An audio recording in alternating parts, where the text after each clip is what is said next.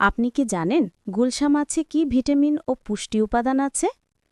Protein 18 থেকে 20%, শরীরের tissue গঠন ও মেরামতে সহায়ক।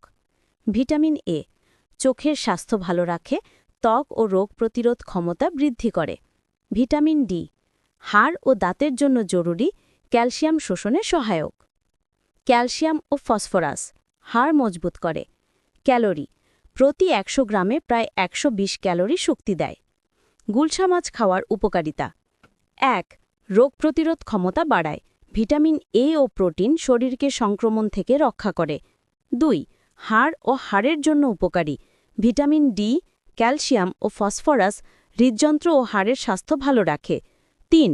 প্রোটিনের চমৎকার উৎস, শরীরের কোষ, পেশি ও রক্তের গঠন মজবুত করে। 4. সহজপাচ্য ও পুষ্টিকর, সব বয়সী মানুষ এমনকি অসুস্থ রোগীর জন্য উপযোগী। তাই গুলশা মাছকে বলা যায় পুষ্টির ভাণ্ডার। নিয়মিত খাদ্যতালিকায় রাখলে শরীর সুস্থ ও শক্তিশালী থাকবে। ধন্যবাদ সবাইকে। খানাপিনা.com পেজের সাথে থাকুন আর বেশি বেশি লাইক, কমেন্টস ও শেয়ার করুন। আসসালামু আলাইকুম।